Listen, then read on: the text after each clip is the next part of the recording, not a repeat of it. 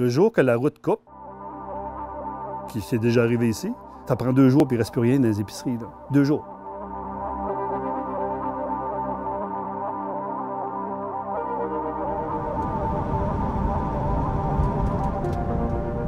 On arrive dans le coin de Bécomo, puis ce qu'on remarque en étant ici, c'est que plus on s'éloigne des grands centres, plus il faut en faire du chemin d'un village à l'autre pour trouver une épicerie ou un marché. L'approvisionnement alimentaire sur la Côte-Nord, c'est un autre paire de manches. Heureusement, il y a des agriculteurs qui sont en train d'organiser un gros virage pour plus d'autonomie alimentaire dans la région. La Coop Gaïa, c'est un organisme à but non lucratif qui distribue depuis 15 ans des fruits et légumes bio dans la région de Bécomo. Cette année, grâce à la Coop, il y a près de 175 familles qui vont recevoir des produits frais à chaque semaine.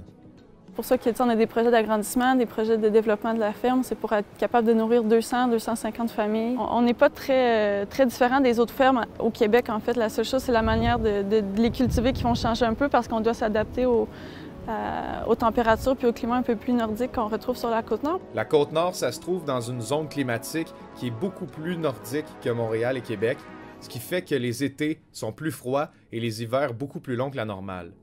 Les agriculteurs ont donc dû se trouver des techniques pour allonger leur saison. Qu'est-ce qui est difficile? Bien, c'est sûr que la saison de production est plus courte. Fait que pour rentabiliser la coopérative, il faut vraiment condenser la production, puis vraiment utiliser toute la superficie de terrain qu'on retrouve sur la ferme.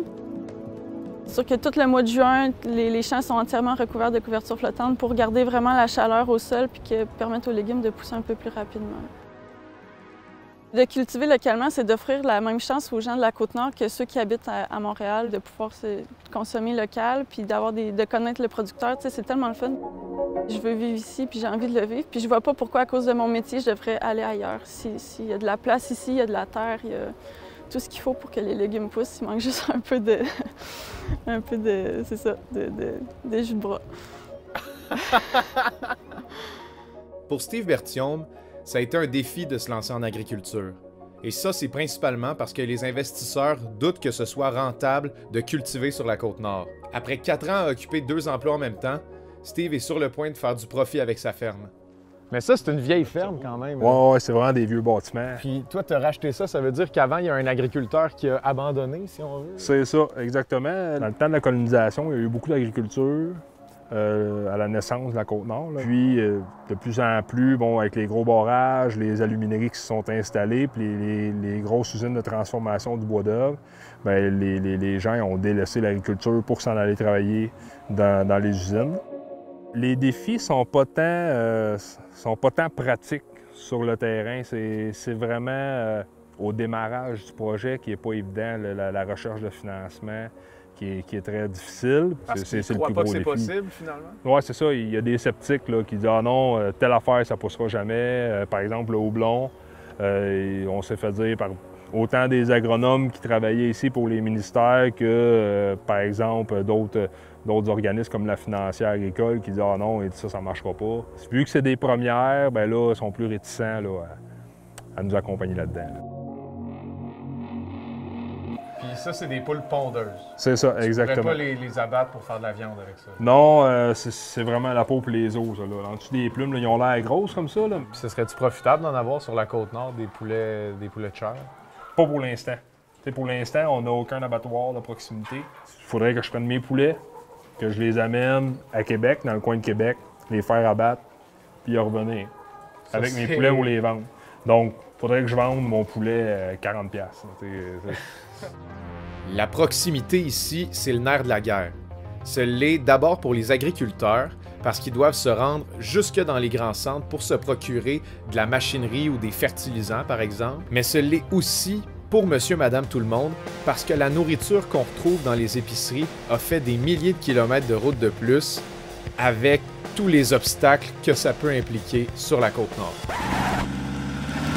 Bon, ouais, sur la route de notre dernière entrevue, j'ai pogné le camion dans le sable sur le bord de la 138. On essaye la pousse. Puis après 30 minutes à essayer de le sortir de là nous-mêmes, ça sert à rien. On a décidé d'appeler Denis. J'en ai du vrai stock. Oui, c'est ça, là. Denis Picard, c'est un pionnier de l'agriculture nordique. Sa mission, depuis 20 ans, c'est de transmettre ses techniques ancestrales pour qu'une agriculture locale et bio se développe sur la Côte-Nord quand il sera plus là. On a une agriculture au nord du 50e parallèle qui fonctionne parce qu'on est en train de transmettre les connaissances aux gens, mais on nourrit le nord par le nord aujourd'hui. C'est ce qui fait qu'à un moment donné, on enlève le mythe qu'il n'y a rien qui pousse ici. Là. Parce que c'est un mythe. C'est un mythe que Jacques Cartier a dit. Ouais. C'est un mythe. Ouais. Mais dans les écoles, on leur a montré à planter, à comprendre le vivant, le sol vivant, comment ça fonctionne, de voir un peu que ça se fait par couche, que de bâtir un jardin, c'est pas que c'est facile, mais c'est faisable. J'ai l'impression que c'est moi qui dois les rattraper ça, au niveau environnemental, un cran pas mal plus loin que moi. Ça m'a comme étonné. Puis en même temps, j'ai dit l'espoir est là. Enfin, l'espoir est là. Moi, je vais transmettre. Eux vont être capables de bâtir avec ça. Nourrir le Nord par le Nord, pour moi, c'est important parce qu'on a une façon, on a une couleur à nous qui est unique. La Côte-Nord, c'est une région qui est complètement nouvelle. Hein? Cette île, la route a été ouverte dans les années 50. Le jour que la route coupe, qui s'est déjà arrivé ici, ça prend 2 jours puis il ne reste plus rien dans les épiceries. Là. 2 jours.